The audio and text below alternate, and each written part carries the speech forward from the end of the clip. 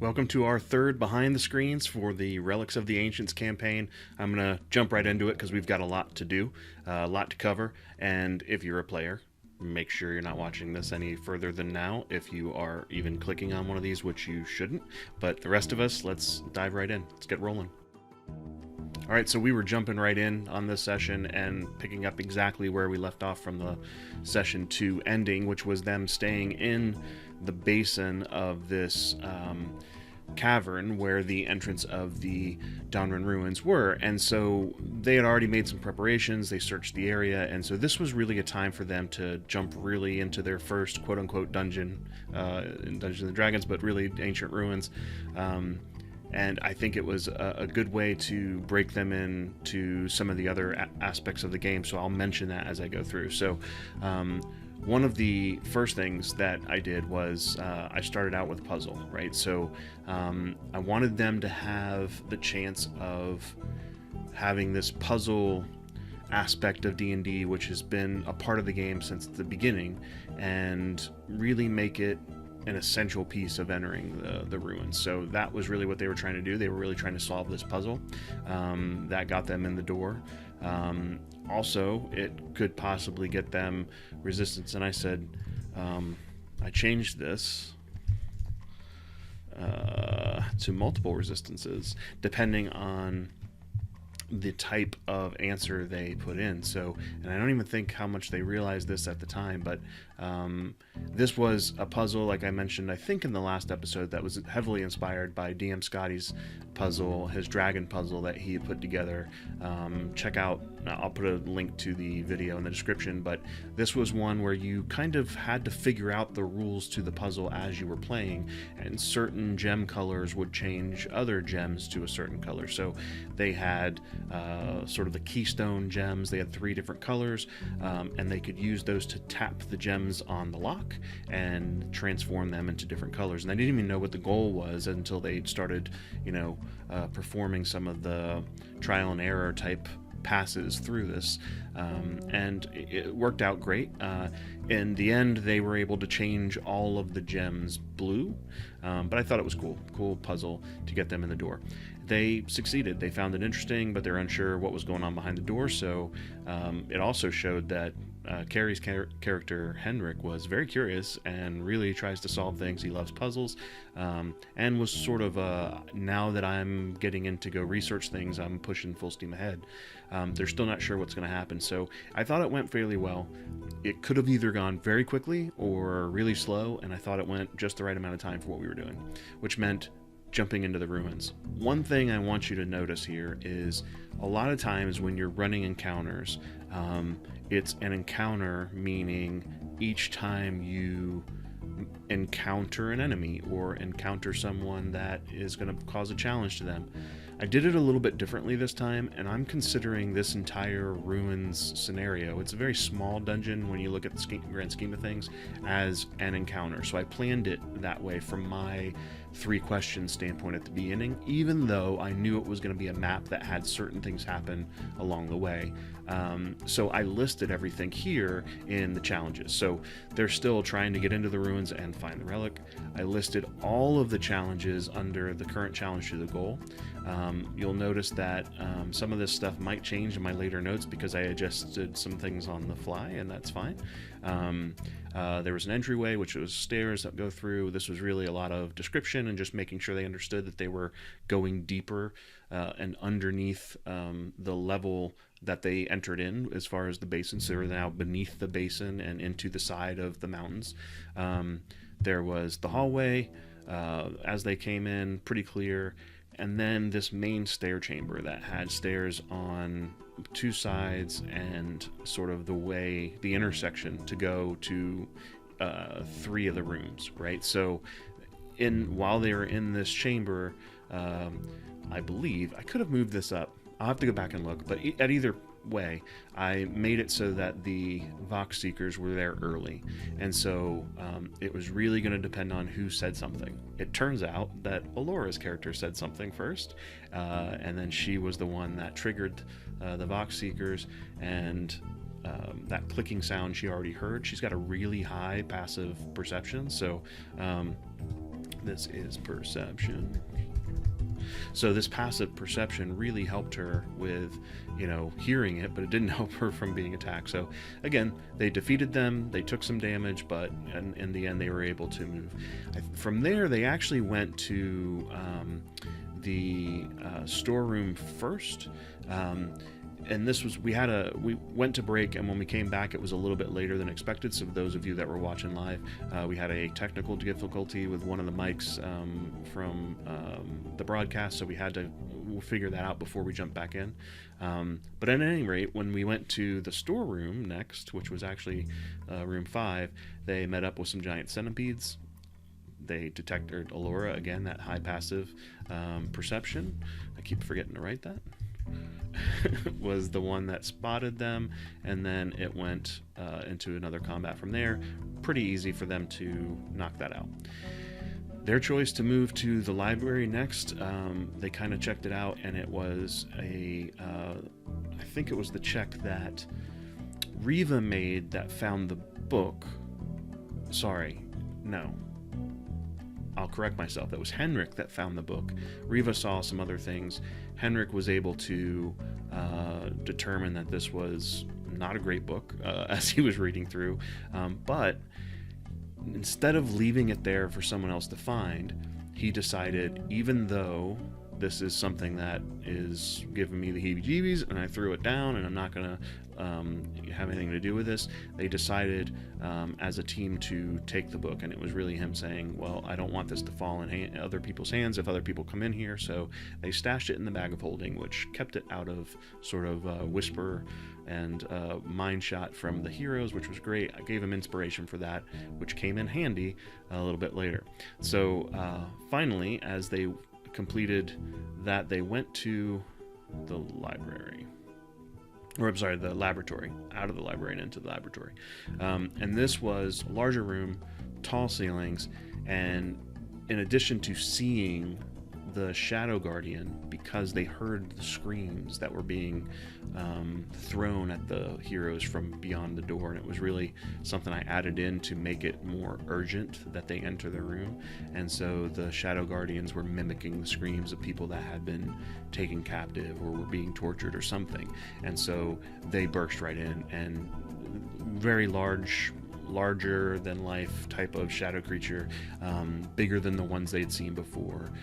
I bumped up hit points. I was going to do 2 of these creatures. I decided to do 1, bumped up the hit points to 30. So this is another way that you can kind of adjust things, right? So as a DM, if you think, I really like this creature, but I want it to be the big bad of this area, then instead of having 2 of them or 3 of them, then combine them and make it 1 super Shadow Guardian. And the only thing I did here was increase the hit points, because I knew that their abilities were such that they can do a strength drain, and this is huge, right? So the strength drain decreases what you do on your melee attacks, but if you get down to 0, you die, right? So I wanted it to feel threatening, and it absolutely did. They got that feeling as we were going through. Although one of the great things about this type of campaign and having shadows and creatures that are of that ilk is that they are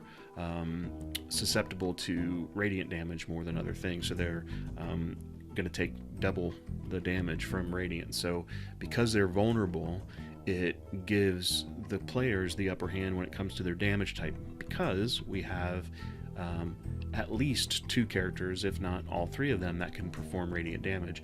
One of which is a Aasimir that can produce radiant damage after she bamps out her wings, but also she is a Circle of the Stars druid, which gives her the constellation ability, which causes radiant damage. So with Riva there, they had some radiant damage being dealt. That was great. And then the others pulling together were able to make the fight with the Shadow Guardian go over pretty well, I thought. Okay, so they defeat the Shadow Guardian, and they get to the point where they see the obelisk in the back of the room. And that is something that Henrik, Carrie's character, had an experience with this architecture and this type of ruins previously, off screen, off camera, off campaign, really. It was pre-campaign backstory. And he didn't have as much experience with the tower or the obelisk as he did with the chest. He ran into a situation with, when he went on an expedition, that there was something about the chest that caused damage when people were messing with it, and it was the exact same type of chest. Although player didn't remember that it was the chest that was trapped, and also the orb that was causing issues. It was so he didn't get past the first trap, but then realized what it was, and it was that inspiration roll that he used to make sure he figured out how to disarm the trap. And once he did, they were able to cast a frost spell on it and disarm the trap. This is where the fire damage would have been in play, but I didn't want to throw that in for resistance to them. I just thought it would have been too easy. So anyway, this is how they got the chest open. They disarmed it, opened it up, and what did they find? Well, they found that there was a relic in there. Turns out that it is a relic that now is familiar to them. I will note that I didn't mention this earlier, the lock, the arcane lock, the puzzle to get in the place, was also marked with runes that appeared on the original disc that they saw at the very beginning of the quest, that Dean Spiros Alexandrin had, and some of those glyphs had burned through, they believe, because the orbs were used to their fullest potential. At that point they didn't know they were orbs, but the relics had been used and powered out at some point, and leaving those marks in the disc. So they see an orb.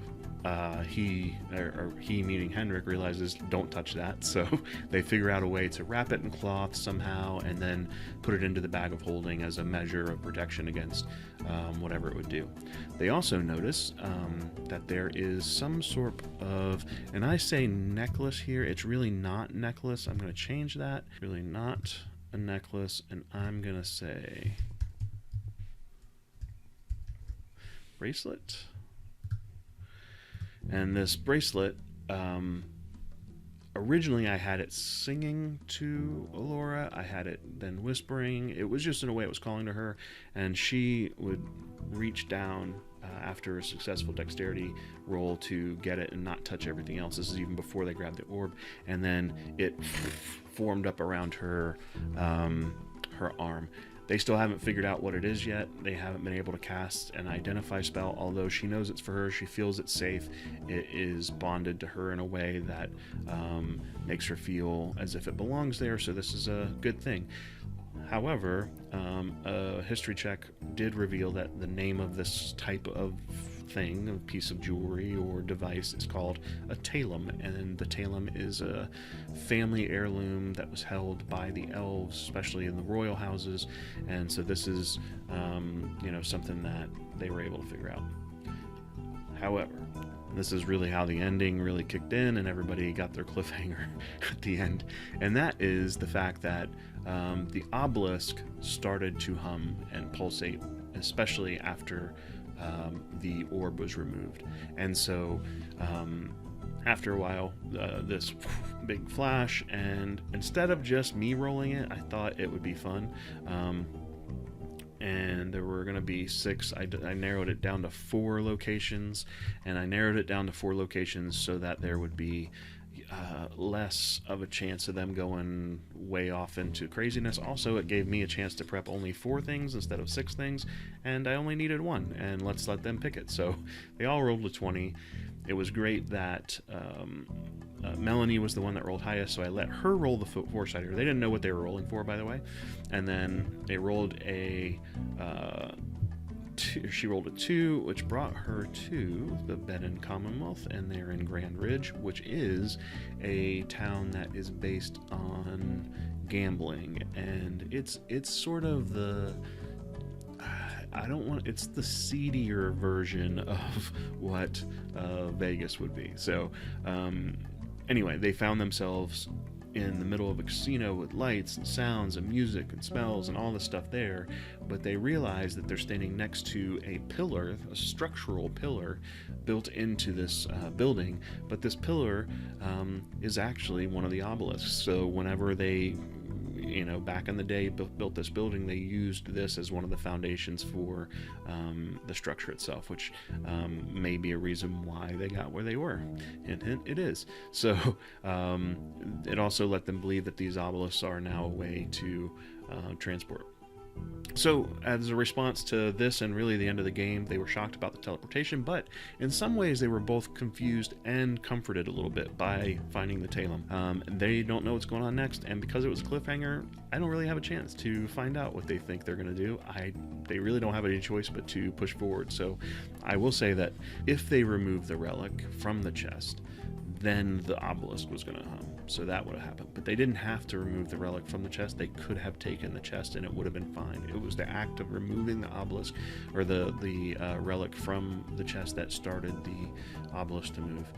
But another thing that could have happened way differently here is if a PC would have touched, just singly, one person touched it regardless of where the relic was, then they would have rolled a d4 and found out where they went. So this could have been a much, much different ending for them. If you are watching this and you're seasoned as a DM or as a player, you may be thinking that some of this stuff is pretty simplistic. Some of these tropes maybe they were done before, and you'd be right. And what I'm trying to do is introduce, number one, a brand new player who's never played before in the group to the game in general and what are some of the aspects that could be there.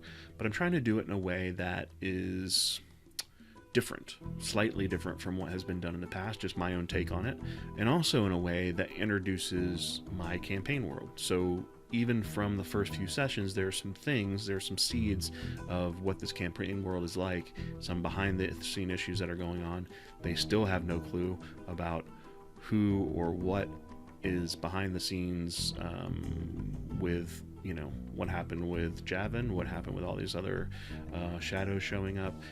That'll be, I think, more evident as the game goes, but I love having a mystery, so we'll see how it turns out.